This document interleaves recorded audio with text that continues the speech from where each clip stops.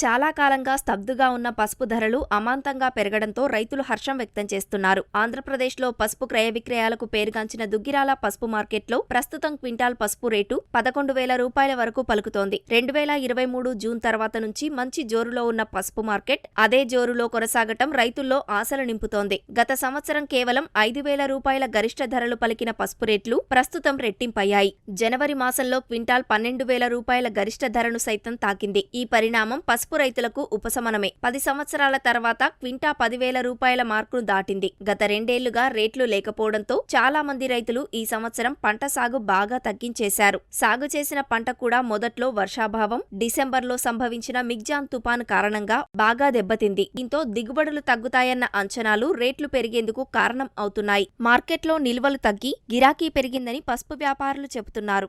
పసుపు ధరలో 10,700 దగ్గర నుంచి 11,300 దాకా మార్కెట్ జరుగుతుంది.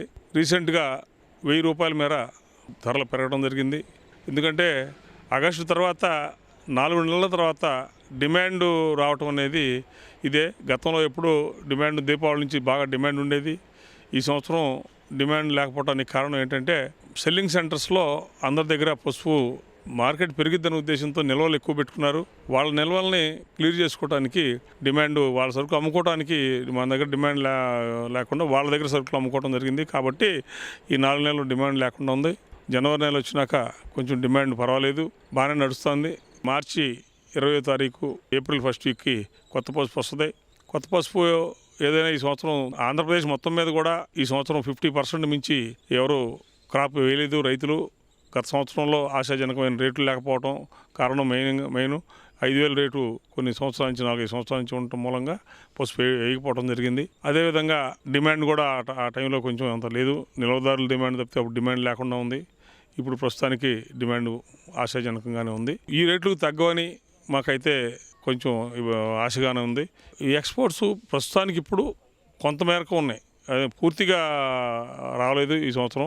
గత సంవత్సరాలు ఉన్నంత డిమాండ్ ఈ సంవత్సరం కొంచెం తగ్గుతూ ఉంది. దానికి కారణం అంతే వాళ్ళ దగ్గర నిల్వలు ఉండటమే దీనికి కారణం అంతే. ఇతర దేశాలు కూడా, యూరోప్ కంట్రీస్ కూడా ఉండేది. ఇదివరకు అక్కడ ఈ పురుగు మందుల అవశేషాలు మన ఇండియా నుంచి వెళ్ళే సరుకులో ఉండటం మూలంగా యూరోప్ కంట్రీస్లో కొంచెం డిమాండ్ మనకు తగ్గింది. అదే గల్ఫ్ కంట్రీలో పర్వాలేదు, గల్ఫ్ కంట్రీలో బాగానే డిమాండ్ ఉంది, గల్ఫ్ కంట్రీలో పోతూనే ఉన్నాయి. కొంచెం మన రైతులు కూడా ఈ పురుగు మందులు మోనోక్రోటోఫాస్, క్లోరిఫైరిఫాస్ మందులు వాడకుండా ఉంటే దానికి సంబంధించిన మందులు ఇంకోహైనా కొట్టుకొచ్చుకొని కొంచెం ఆ విషపూరితమైన పెస్టిసైడ్స్ వాడకుండా ఉంటే ఇతర దేశాల్లో కూడా తీసుకోవడానికి సిద్ధంగా ఉన్నారు. ఈ ఏడాది పసుపు పండించిన రైతులు అటు సాగునీరు లేక ఇటు పంటకు తెగుళ్లు సోకడంతో ఇబ్బందులు పడ్డారు. పెట్టుబడులు పెరిగి దిగుబడులు తగ్గాయని చెబుతున్నారు. గత ఏడాది పంట నిల్వ చేసుకున్న అతి కొద్ది మంది మాత్రమే ఈ ధరల వల్ల లాభపడతారని, ప్రస్తుతమున్న ధరలు తమ పంట అమ్ముకునే వరకు కొనసాగితే బాగుంటుందని కోరుకుంటున్నారు. 3 ఎకరాలు వేసాం. దిగుబడి 183 క్వింటాలు అవుద్ది. మొత్తం మీద 120 బస్తాలు అయినాయి. చిల్ల 80 బస్తాలు, 40 బస్తాలు కాయ.